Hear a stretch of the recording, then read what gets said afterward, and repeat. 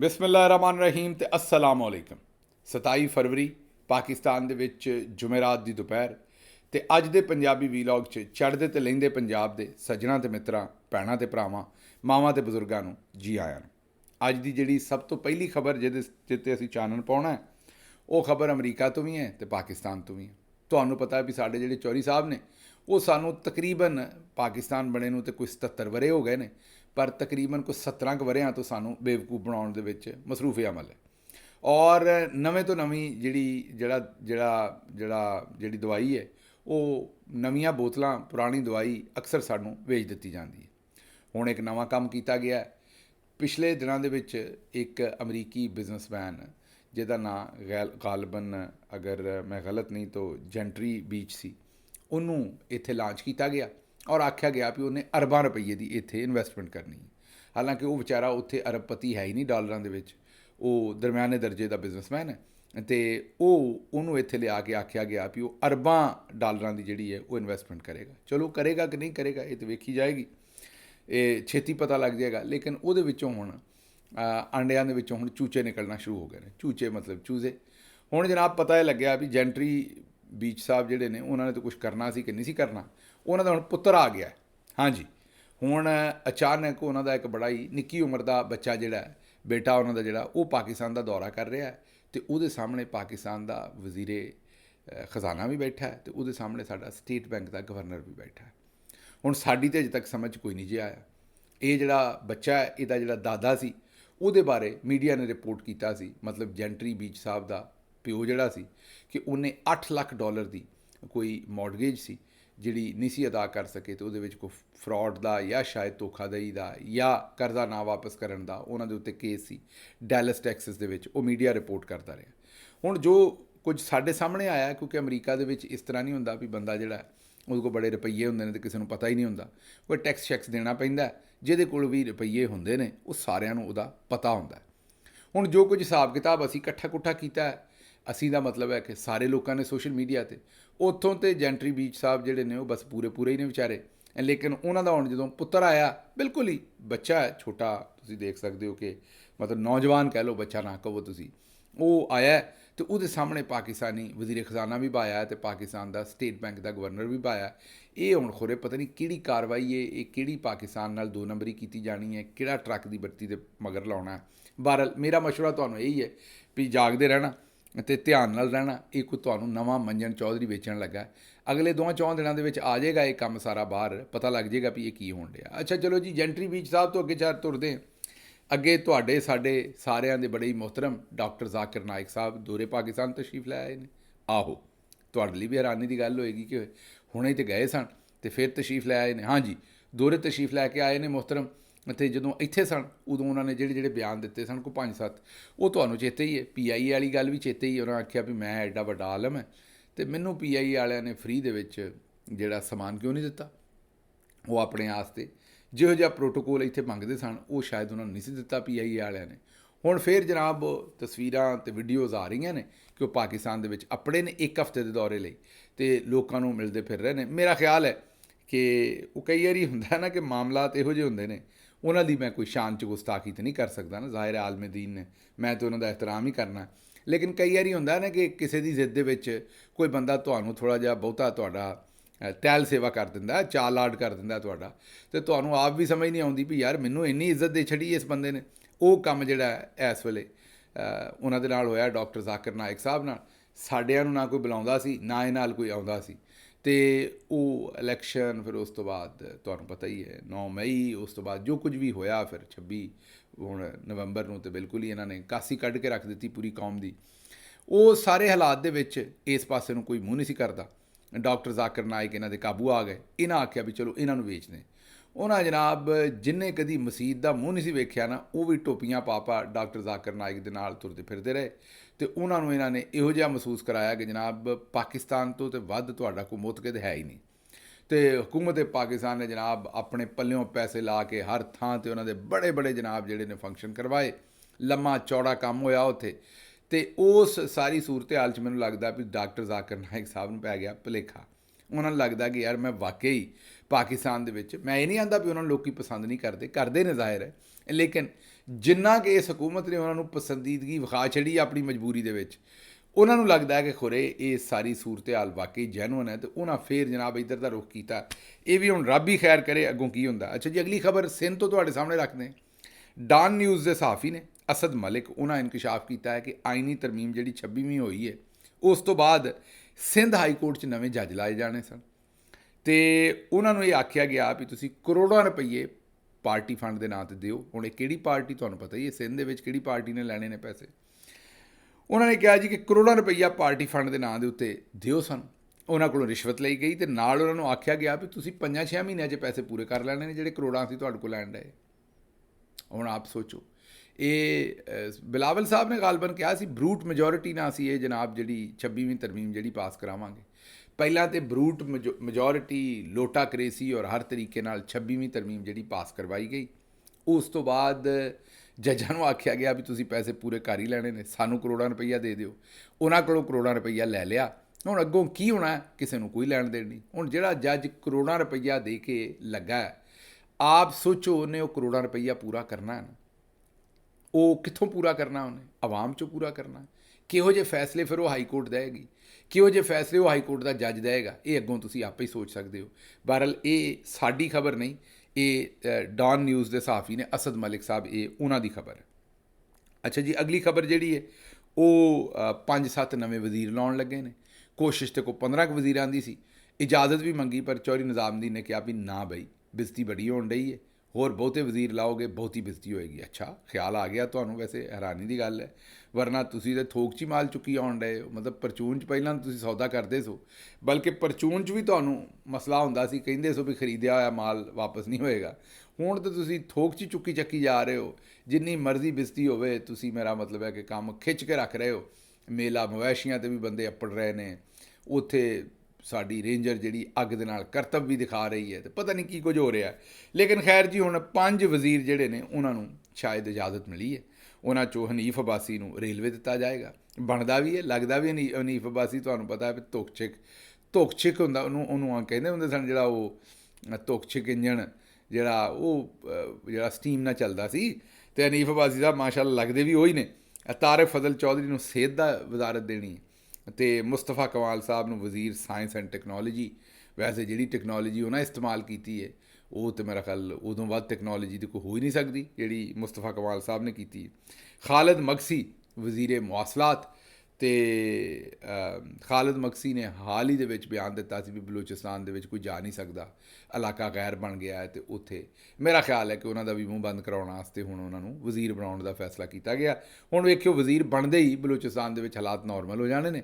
ਖਾਲਿਦ ਮਕਸੀ ਸਾਹਿਬ ਨੇ ਇਹੋ ਜਿਹੇ ਬਿਆਨ ਦੇਣੇ ਨੇ ਕਿ ਜਨਾਬ ਛੱਡ ਗੱਲਾਂ ਦਿਓ, ਅਤੇ ਉਹਨਾਂ ਨੇ ਕਹਿਣਾ ਹੈ ਵੀ ਬਲੂਚਿਸਤਾਨ ਦੇ ਵਿੱਚ ਤੇ ਇਹੋ ਜਿਹਾ ਅਮਨ ਕਦੀ ਕੋਈ ਹੋਇਆ ਹੀ ਨਹੀਂ ਪਹਿਲੇ ਜਿਹੋ ਜਿਹਾ ਹੋਣਾ। ਅਤੇ ਉਹ ਸਾਰੇ, ਮੇਰਾ ਮਤਲਬ ਹੁਣ ਤੁਸੀਂ ਸਮਝ ਹੀ ਗਏ ਹੋ ਕਿ ਸਿਆਸਤਦਾਨ ਅਕਸਰ ਜਦੋਂ ਤੱਤੇ ਬਿਆਨ ਦਿੰਦੇ ਨੇ ਅਤੇ ਕਿਉਂ ਦਿੰਦੇ ਨੇ, ਅਤੇ ਉਹਦੇ ਪਿੱਛੇ ਵਜ੍ਹਾ ਕੀ ਹੁੰਦੀ। ਖੈਰ, ਅਗਲੀ ਖਬਰ ਇਹ ਜੀ ਕਿ ਜਸਟਿਸ ਮਨਸੂਰ ਅਲੀ ਸ਼ਾਹ ਸਾਹਿਬ, ਉਹਨਾਂ ਸਾਊਦੀ ਅਰਬ ਜਾਣਾ ਸੀ 5 ਦਿਨ ਵਾਸਤੇ। ਉਹਨਾਂ ਨੂੰ ਉੱਥੇ ਕਿਸੇ ਕਾਨਫਰੰਸ ਦੇ ਵਿੱਚ ਮਦਊ ਕੀਤਾ ਗਿਆ ਸੀ। ਉਹਨਾਂ ਛੁੱਟੀ ਮੰਗੀ। ਯਾਹਿਆ ਅਫਰੀਦੀ ਸਾਹਿਬ ਨੇ ਕਿਹਾ ਵੀ 2 ਦਿਨ ਦੀ ਛੁੱਟੀ ਲੈ ਲਓ, 5 ਦੀ ਨਾ ਲਓ। ਉਹਨਾਂ ਕਿਹਾ ਜੀ ਮੈਂ 2 ਦਿਨ ਦੀ ਵੀ ਨਹੀਂ ਲੈਂਦਾ, ਅਤੇ ਉਹਨਾਂ ਨੇ ਜਾਣ ਤੋਂ ਇਨਕਾਰ ਕਰ ਦਿੱਤਾ। ਫਿਰ ਉਹ ਗਏ ਹੀ ਨਹੀਂ ਉਸ ਕਾਨਫਰੰਸ ਦੇ ਉੱਤੇ। ਦੂਸਰੇ ਲਫ਼ਜ਼ਾਂ 'ਚ ਇਹ ਆਖੋ ਵੀ ਜਸਟਿਸ ਯਾਹਿਆ ਅਫਰੀਦੀ ਨੇ ਉਹਨਾਂ ਨੂੰ ਛੁੱਟੀ ਨਹੀਂ ਦਿੱਤੀ। ਇਹ ਹੁਣ ਆਪ ਸੋਚੋ, ਇਹ ਸੁਪਰੀਮ ਕੋਰਟ ਆਫ ਪਾਕਿਸਤਾਨ ਦੇ ਲੈਵਲ 'ਤੇ ਕੰਮ ਹੋ ਰਿਹਾ ਹੈ। ਹਾਂਜੀ, ਇਹ ਮੈਂ ਕਿਸੇ ਸਕੂਲ ਦੇ ਟੀਚਰ ਦੀ ਗੱਲ ਨਹੀਂ ਕਰਨ ਡਿਆ, ਇਹ ਮੈਂ ਕਿਸੇ ਕਾਲਜ ਦੇ ਪ੍ਰੋਫੈਸਰ ਦੀ, ਜਾਂ ਇਹ ਮੈਂ ਕਿਸੇ ਅਸਿਸਟੈਂਟ ਕਮਿਸ਼ਨਰ ਜਾਂ ਡਿਪਟੀ ਕਮਿਸ਼ਨਰ ਜਾਂ DSP ਜਾਂ SP ਦੀ ਗੱਲ ਨਹੀਂ ਕਰਨ ਡਿਆ ਕਿ ਦਫ਼ਤਰ 'ਚੋਂ ਛੁੱਟੀ ਨਾ ਲੱਭੀ। ਇਹ ਮੈਂ ਗੱਲ ਕਰਨ ਡਿਆ ਤੁਹਾਡੇ ਸਾਹਮਣੇ ਸੁਪਰੀਮ ਕੋਰਟ ਆਫ ਪਾਕਿਸਤਾਨ ਦੇ ਸੀਨੀਅਰ ਤਰੀਨ ਜਿਹੜਾ ਜੱਜ ਹੈ ਆਫਟਰ ਚੀਫ ਜਸਟਿਸ, ਉਹਨਾਂ ਨੇ 5 ਦਿਨ ਵਾਸਤੇ ਇੱਕ ਕਾਨਫਰੰਸ 'ਤੇ ਜਾਣਾ ਸੀ, ਔਰ ਉਹਨਾਂ ਨੂੰ ਚੀਫ ਜਸਟਿਸ ਨੇ ਆਖਿਆ, ਚੀਫ ਜਸਟਿਸ ਵੀ ਉਹ ਜਿਹੜਾ ਉਹਨਾਂ ਤੋਂ ਜੂਨੀਅਰ ਹੈ, ਲੇਕਿਨ ਸਟੈਬਲਿਸ਼ਮੈਂਟ ਨੇ ਧੱਕੇ ਨਾਲ ਉਹਨਾਂ ਨੂੰ, ਸਟੈਬਲਿਸ਼ਮੈਂਟ ਮਤਲਬ ਜਨਰਲ ਆਸਮ ਮਨੀਰ ਸਾਹਿਬ ਨੇ ਉਹਨਾਂ ਨੂੰ ਧੱਕੇ ਨਾਲ ਚੀਫ ਜਸਟਿਸ ਬਣਾਇਆ, ਉਹਨੇ ਉਹਨਾਂ ਨੂੰ ਛੁੱਟੀ ਨਹੀਂ ਦਿੱਤੀ। ਇਹ ਸੂਰਤ ਹਾਲ ਉੱਥੇ ਚੱਲਣ ਰਹੀ ਜੇ, ਇਹ ਅੱਗੋਂ ਤੁਸੀਂ ਆਪ ਵੇਖ ਲਓ। ਅੱਛਾ ਜੀ, ਅਗਲੀ ਖਬਰ ਜਿਹੜੀ ਤੁਹਾਡੇ ਸਾਹਮਣੇ ਰੱਖਣੀ, ਉਹ 60 ਸਫ਼ਿਆਂ ਦੇ ਉੱਤੇ ਮਰੀਮ ਨਵਾਜ਼ ਸ਼ਰੀਫ ਸਾਹਿਬਾ ਨੇ ਇਸ਼ਤਿਹਾਰ ਦਿੱਤੇ ਨੇ, ਅਤੇ ਉਹ ਤਾਂ ਤੁਸੀਂ, ਮੇਰਾ ਮਤਲਬ ਖਬਰ ਤਾਂ ਤੁਹਾਨੂੰ ਪਤਾ ਲੱਗ ਹੀ ਗਈ ਹੋਣੀ। ਉਹ ਤਾਂ ਥੋੜ੍ਹਾ ਜਿਹਾ ਤਜਜ਼ੀਆ ਤੁਹਾਡੇ ਸਾਹਮਣੇ ਹੁਣ ਰੱਖਣਾ, ਬੜੇ ਇੰਟਰਸਟਿੰਗ ਤਜਜ਼ੀਏ ਸਾਹਮਣੇ ਆ ਰਹੇ ਨੇ। ਉਹ ਪਹਿਲਾਂ ਤਾਂ ਕੋਈ 1 2 4 5 7 ਸਫ਼ੇ ਨਹੀਂ, ਬਾਜੀ ਨੇ ਪੂਰੇ 60 ਸਫ਼ੇ ਕਿਤਾਬ ਹੀ ਛਾਪ ਛੜੀ। ਮੇਰੇ ਖਿਆਲ ਬਾਜੀ ਨੂੰ ਵੀ ਸ਼ੌਕ ਹੀ ਰਿਹਾ ਵੀ ਕੋਈ ਮੇਰੇ 'ਤੇ ਵੀ ਕਿਤਾਬ ਲਿਖੇ। ਆਪ ਤੇ ਬਾਜੀ ਕਦੀ ਕਿਤਾਬ ਪੜ੍ਹੀ ਨਹੀਂ, ਤੇ ਬਦਕਿਸਮਤੀ ਇਹ ਹੈ ਕਿ ਅੱਗੋਂ ਜਿਹੜੇ ਫਾਲੋਅਰ ਨੇ ਉਹ ਵੀ ਪਟਵਾਰੀ ਨੇ, ਤੇ ਉਹ ਕਿਸੇ ਨੇ ਕੀ ਕਿਤਾਬ ਪੜ੍ਹਨੀ ਤੇ ਲਿਖਣੀ ਸੀ। ਬਾਜੀ ਨੇ ਫਿਰ ਹੁਣ ਸ਼ੌਂਕ ਪੂਰਾ ਕੀਤਾ, ਸ਼ੌਕ ਨਹੀਂ ਬਲਕਿ ਸ਼ੌਂਕ, ਔਰ ਆਪਣੇ ਤੇ ਆਪੇ ਹੀ ਕਿਤਾਬ ਲਿਖਵਾ ਲਈ ਹੈ। 60 ਪੇਜਿਸ, ਹਾਂਜੀ 60 ਸਫ਼ਿਆਂ ਦਾ ਬਾਜੀ ਨੇ ਜਿਹੜਾ ਉਹ ਆਪਣੇ ਉੱਤੇ ਇੱਕ ਸਪਲੀਮੈਂਟਰੀ ਮਟੀਰੀਅਲ ਜਾਂ ਆਪਣੀ ਤਾਰੀਫ ਦਾ ਜਿਹੜਾ ਉਹ ਛਪਵਾਇਆ।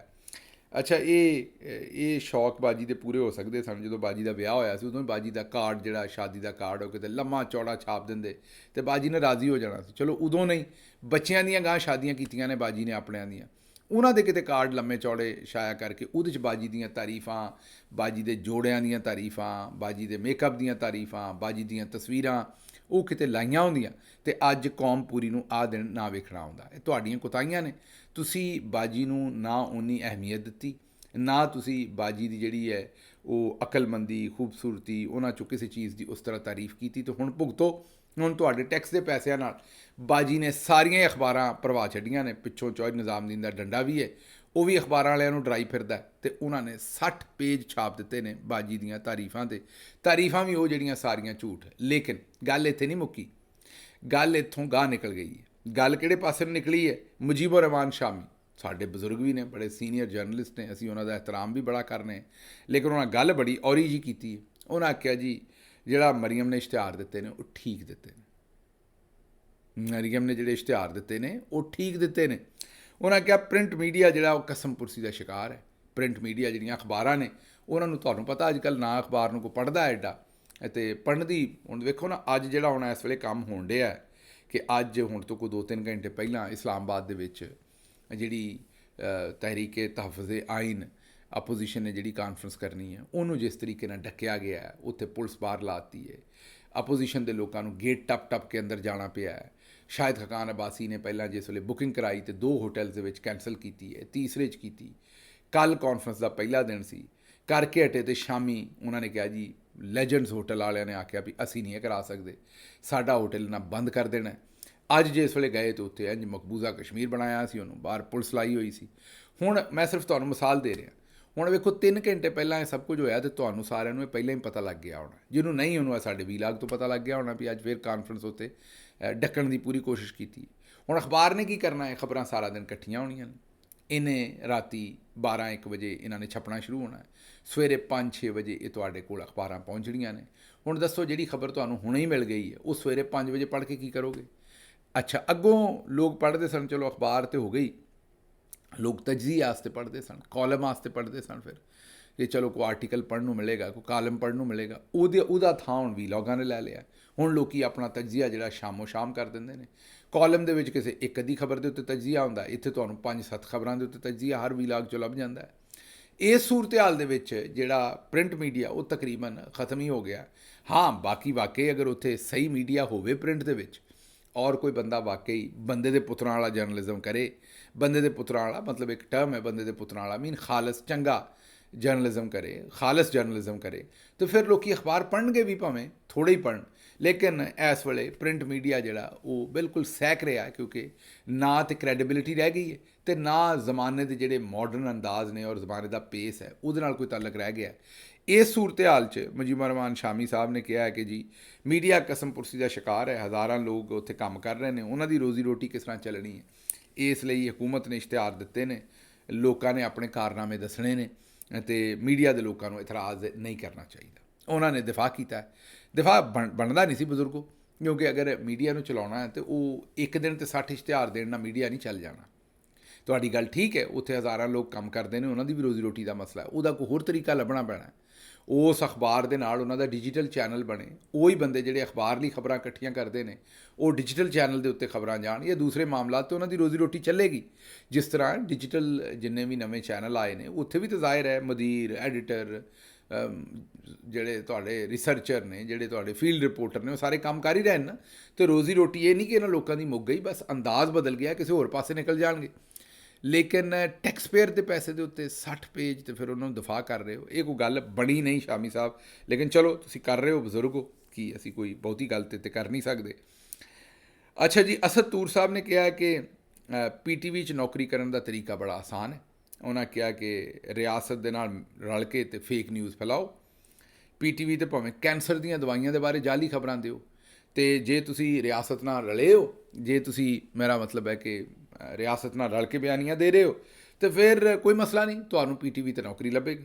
ਅੱਗੋਂ ਇੱਕ ਹੋਰ ਸਾਹਿਬ ਨੇ, ਉਹ ਕਬਰਸਤਾਨੀ ਬਿੱਛੂ ਜਿਹੜੇ ਨੇ, ਉਹਨਾਂ ਨੇ ਆਖਿਆ कि हमारे साफ़ियों में ऐसे लोग भी हैं जो इस्टेब्लिशमेंट के भी टाउट हैं और बाज़ लोग बाज़ सियासी जमातों के भी टाउट है। ये आज़ाद सैयद साहब ने किया है। तो मैं ਤੁਹਾਨੂੰ ਮਜ਼ੇ ਦੀ ਗੱਲ ਦੱਸਾਂ ਵੀ ਇਹਨਾਂ ਤੇ ਕਿਹਾ ਵੀ ਬਾਜ਼ ਉਹਦੇ ਤੇ ਬਾਜ਼ ਉਹਦੇ, ਇਹ ਆਪ ਭਾਈ ਹੋਰੀ ਦੋਵਾਂ ਦੇ ਹੀ ਟਾਊਟ ਨੇ। ਮਤਲਬ ਇਹਨਾਂ ਦੇ ਕੋਲ ਉਹ ਚਾਂਦੀ ਬੰਦੇ ਪਾਕਿਸਤਾਨ ਜੁੜੇ ਨੇ ਜਿਨ੍ਹਾਂ ਕੋਈ ਰਿਕਾਰਡ ਹੈ ਕਿ ਭਾਈ ਹੁਣੀ ਇਸਟੈਬਲਿਸ਼ਮੈਂਟ ਦੇ ਵੀ ਨੇ ਤੇ ਇੱਕ ਸਿਆਸੀ ਜਮਾਤ ਦੇ ਵੀ ਨੇ। ਲੇਕਿਨ ਚਲੋ ਮੰਨਣਾ ਇਹਨਾਂ ਨੇ ਨਹੀਂ, ਟਾਊਟਗੀਰੀ ਇਹਨਾਂ ਕਰਦੇ ਰਹਿਣਾ। ਤੇ ਜਦੋਂ ਉਸ ਗੱਲ ਦੇ ਉੱਤੇ, ਅੱਛਾ ਗੁੱਸਾ ਵੀ ਬੜਾ ਕਰਦੇ ਨੇ ਕਿਰਲੇ ਤਰ੍ਹਾਂ, ਜਿਵੇਂ ਕਿਰਲਾ ਹੁੰਦਾ ਹੈ ਨਾ, ਉਹ ਗੁੱਸਾ ਬੜਾ ਕਰਦਾ ਉਹਦੇ ਵੱਲ ਨੂੰ ਵੇਖੋ ਤੇ ਗੁੱਸਾ ਬੜਾ ਕਰਦੇ ਨੇ। ਅੱਛਾ ਇਹ ਵੀ ਇੱਕ ਸਪੀਸ਼ੀ ਹੈ ਪਾਕਿਸਤਾਨ 'ਚ ਜਿਨ੍ਹਾਂ ਕੰਮ ਸਾਰੇ ਗੰਦੇ ਕਰਨੇ ਨੇ, ਲੇਕਿਨ ਉਹਨਾਂ ਦਾ ਦਿਲ ਇਹ ਹੈ ਕਿ ਉਹਨਾਂ ਦੀ ਇਹਤਰਾਮ ਭਗਤ ਸਿੰਘ ਵਾਲਾ ਤੇ ਫੈਜ਼ ਅਹਿਮਦ ਫੈਜ਼ ਵਾਲਾ ਕੀਤਾ ਜਾਏ। ਮੀਨ ਆਪਣੀਆਂ ਕਰਤੂਤਾਂ ਨਹੀਂ ਵੇਖਣੀਆਂ, ਆਪ ਕਰਤੂਤਾਂ ਸਾਰੀਆਂ ਗੰਦੀਆਂ ਕਰਨੀਆਂ ਨੇ, ਲੇਕਿਨ ਜਿਹੜਾ ਅਦਬ ਅਦਾਬ ਹੈ ਉਹ ਸਾਡੇ ਕੋਲੋਂ ਮੰਗਣਾ ਹੈ ਕਿ ਅਸੀਂ ਇਹਨਾਂ ਨੂੰ ਭਗਤ ਸਿੰਘ ਆਖੀਏ ਤੇ ਜਿਹੜੇ ਕਰਤੂਤਾਂ ਇਹਨਾਂ ਦੀਆਂ ਨੇ ਉਹ ਤੁਹਾਡੇ ਸਾਹਮਣੇ ਨੇ। ਅੱਛਾ ਜੀ, ਕਾਸ਼ਫ ਅਬਾਸੀ ਸਾਹਿਬ ਨੂੰ ਤਾਂ ਹਟਾਇਆ ਹੀ ਸੀ ਪ੍ਰੋਗਰਾਮ ਤੋਂ, ਉਸ ਤੋਂ ਬਾਅਦ ਹਬੀਬ ਅਕਰਮ ਸਾਹਿਬ ਨੂੰ ਵੀ ਹਟਾ ਦਿੱਤਾ, ਹੁਣ ਉਹਨਾਂ ਦਾ ਵੀ ਬੰਦ ਕਰ ਦਿੱਤਾ ਪ੍ਰੋਗਰਾਮ, ਅਤੇ ਉਹਨਾਂ ਦੇ ਉੱਤੇ ਵੀ ਦਰਵਾਜ਼ੇ ਟੈਲੀਵਿਜ਼ਨ ਦੇ ਬੰਦ ਕੀਤੇ ਨੇ। ਨਾਲ ਹੀ ABN ਨਿਊਜ਼ ਦੇ ਖਾਲਿਦ ਜਮੀਲ ਸਾਹਿਬ, ਉਹਨਾਂ ਨੂੰ ਵੀ ਹੁਣ ਫਾਰਿਗ ਕਰ ਦਿੱਤਾ ਗਿਆ, ਉਹਨਾਂ ਦੇ ਮਤਲਬ ਹਟਾ ਦਿੱਤਾ ਗਿਆ, ਮਨਾ ਕਰ ਦਿੱਤਾ ਗਿਆ, ਜਾਂ ਉਹਨਾਂ ਨੇ ਆਪੇ ਫੈਸਲਾ ਕੀਤਾ, ਸਖਤੀ ਇੰਨੀ ਕਰ ਦਿੱਤੀ ਹੈ ਕਿ ਉਹਨਾਂ ਦੇ ਕੋਲੋਂ ਵੀ ਉਹਨਾਂ ਦਾ ਸ਼ੋਅ ਜਿਹੜਾ ਖੋਹ ਲਿਆ। ਦੂਜੇ ਪਾਸੇ ਸਾਡੀ ਸਰਕਾਰੀ ਹਾਜ਼ਰ ਸਾਹਿਬਾਂ ਜਿਹੜੀਆਂ ਨੇ ਉਹ ਵੀ ਭਾਸ਼ਣ ਭੂਸ਼ਣ ਦਿੰਦੀਆਂ ਰਹੀਆਂ ਨੇ, ਉਹ ਵੀ ਟਾਊਟਗੀਰੀ, ਕੌਣ ਕਿਹਦੇ ਨਾਲ ਰਲ ਕੇ ਸਹਾਫਤ ਕਰਦਾ ਹੈ, ਮਤਲਬ ਉਹ ਸਾਰੀਆਂ ਗੱਲਾਂ ਹੀ ਕਰਦੀਆਂ ਰਹੀਆਂ ਨੇ ਜਿਹੜੀਆਂ ਉਹ ਅਕਸਰ ਆਪ ਵੀ ਕਰਦੀਆਂ ਨੇ। ਮਤਲਬ ਜਿਹੜੇ ਕੰਮਾਂ 'ਤੇ ਉਹ ਆਪ ਲੱਗੀਆਂ ਨੇ ਉਹਦੇ ਹੀ ਤਾਨੇ ਦੂਜਿਆਂ ਨੂੰ ਦਿੰਦੇ ਰਹੇ ਨੇ। ਮੈਂ ਤੁਹਾਨੂੰ ਦੱਸਿਆ ਨਾ, ਇਹ ਵੀ ਇੱਕ ਪਾਕਿਸਤਾਨ 'ਚ ਬਿਮਾਰੀ ਹੈ ਕਿ ਜੋ ਆਪ ਕਰਦੇ ਹੋ ਨਾ ਉਹਦਾ ਤਾਨਾ ਦੂਜਿਆਂ ਨੂੰ ਦੇਣਾ, ਔਰ ਇਸ ਤਰ੍ਹਾਂ ਪਤਾ ਇਹਨਾਂ ਨੂੰ ਅੰਦਰੋਂ ਹੁੰਦਾ ਸਾਰਾ ਵੀ ਅਸੀਂ ਇਹ ਗੰਦੇ ਕੰਮ ਕਰਦੇ ਹਾਂ, ਲੇਕਿਨ ਇਹਨਾਂ ਨੇ ਇਸ ਤਰੀਕੇ ਦਾ ਸ਼ਕਲ ਬਣਾਈ ਹੁੰਦੀ ਹੈ ਅਤੇ ਕਰਤੂਤ ਬਣਾਈ ਹੁੰਦੀ ਹੈ, ਅਤੇ ਇਸ ਕੌਨਫੀਡੈਂਸ ਨਾਲ ਗੱਲ ਕਰਦੇ ਨੇ ਵੀ ਅਸੀਂ ਤਾਂ ਕੰਮ ਨਹੀਂ ਕਰਦੇ, ਦੂਜੇ ਕਰਦੇ ਨੇ। ਹਾਲਾਂਕਿ ਇਹਨਾਂ ਦੀਆਂ ਸ਼ਕਲਾਂ 'ਤੇ ਲਿਖਿਆ ਹੁੰਦਾ ਵੀ ਇਹ ਕੰਮ ਇਹਨਾਂ ਨੇ ਆਪ ਕੀਤਾ ਹੈ, ਦੂਜਿਆਂ ਨੂੰ ਐਵੇਂ ਅਕਿਊਜ਼ ਕਰਨ ਡਏ ਨੇ, ਹੋਰ ਗੱਲ ਕੋਈ ਨਹੀਂ। ਅੱਛਾ ਜੀ, ਰਾਣਾ ਸਨਾਉੱਲਾ ਸਾਹਿਬ ਨੇ ਚੰਗਾ ਰੰਦਾ ਫੇਰਿਆ ਮੋਹਸਨ ਨਕਵੀ ਨੂੰ। ਉਹਨਾਂ ਆਖਿਆ ਕਿ 14 ਅਰਬ ਚੈਂਪੀਅਨ ਟਰਾਫੀ 'ਤੇ ਲਾ ਦਿੱਤੇ ਨੇ, ਅਤੇ ਸਭ ਤੋਂ ਪਹਿਲਾਂ ਚੈਂਪੀਅਨ ਟਰਾਫੀ ਤੋਂ ਬਾਹਰ ਨਿਕਲ ਆਏ। ਇਹ 14 ਅਰਬ ਨਹੀਂ ਲਾਏ, ਜ਼ਿਆਦਾ ਲਾਏ ਨੇ। 14 ਅਰਬ ਤੇ ਸਿਰਫ ਕਜ਼ਾਫੀ ਸਟੇਡੀਅਮ 'ਤੇ ਲਾਏ ਨੇ, ਮੈਂ ਸਿਰਫ ਇਹ ਦੱਸ ਦਿਆਂ। ਉਹਨਾਂ ਕਿਹਾ ਜੀ ਲੋਕੀ ਅਮੀਰ ਹੋਣ ਵਾਸਤੇ ਕ੍ਰਿਕਟ ਬੋਰਡ ਜਾਂਦੇ ਨੇ, ਉੱਥੇ ਪੈਸਾ ਬਹੁਤ ਹੈ, ਪੈਸਾ ਬਣਾ ਲੈਂਦੇ ਨੇ। ਵਾਜ਼ਿਹ ਤੌਰ 'ਤੇ ਮੋਹਸਨ ਨਕਵੀ ਵਾਲੀ ਉਹਨਾਂ ਦਾ ਇਸ਼ਾਰਾ ਹੈ। ਉਹਨਾਂ ਕਿਹਾ ਕ੍ਰਿਕਟ ਬੋਰਡ ਦੇ ਵਿੱਚ ਡਿਵੈਲਪਮੈਂਟ ਦਾ ਕੰਮ ਜਿਹੜਾ ਇਹਨੂੰ ਅਲੱਗ ਕਰੋ ਅਤੇ ਕ੍ਰਿਕਟ ਬੋਰਡ ਦੀ ਮੈਨੇਜਮੈਂਟ ਅਲੱਗ ਕਰੋ। ਇਹ ਜਿਹੜੇ ਲੋਕ, ਅੱਛਾ ਤੇ ਰਾਣਾ ਸਾਹਿਬ ਜੇ ਇਹ ਕਰੋਗੇ ਤਾਂ ਅਗਲੇ ਡਿਵੈਲਪਮੈਂਟ 'ਤੇ ਲੱਗ ਜਾਣਗੇ, ਉਹਨਾਂ ਨੂੰ ਮੈਨੇਜਮੈਂਟ ਨਾਲ ਕੀ ਹੈ। ਮੋਹਸਨ ਨਕਵੀ ਸਾਹਿਬ ਨੂੰ ਕ੍ਰਿਕਟ ਦੀ ਡਿਵੈਲਪਮੈਂਟ ਜਾਂ ਮੈਨੇਜਮੈਂਟ ਨਾਲ ਕੀ ਸੀ, ਉਹ ਤਾਂ ਮਾਲ ਪਾਣੀ ਵਾਸਤੇ ਹੀ ਉੱਥੇ ਗਏ ਸਨ, ਅਤੇ ਉਹਦਾ ਜੋ ਵੀ ਨਾਂ ਰੱਖੋਗੇ ਉਹਨਾਂ ਨੇ ਤਾਂ ਉਹੀ ਮਹਿਕਮਾ ਲੈਣਾ, ਨਾਂ ਜਿਹੜਾ ਮਰਜ਼ੀ ਰੱਖ ਲਓ। ਬਹਰਹਾਲ ਹੁਣੇ ਆਪੋ 'ਚ ਇੱਕ ਦੂਜੇ 'ਤੇ ਇਤਰਾਜ਼ ਕਰਨ ਡਏ ਨੇ ਵੀ ਕ੍ਰਿਕਟ ਦੀ ਜਿਹੜੀ ਹਾਰ ਹੈ ਉਹ ਤਾਂ ਹੈ ਹੀ ਹੈ, ਲੇਕਿਨ 14 ਅਰਬ ਦੀ ਦਿਹਾੜੀ ਕਜ਼ਾਫੀ ਸਟੇਡੀਅਮ ਤੋਂ ਲੱਗੀ ਹੈ। ਮੈਨੂੰ ਇੱਥੋਂ ਦਿਓ ਇਜਾਜ਼ਤ, ਤੇ ਰੱਬ ਰੱਖ।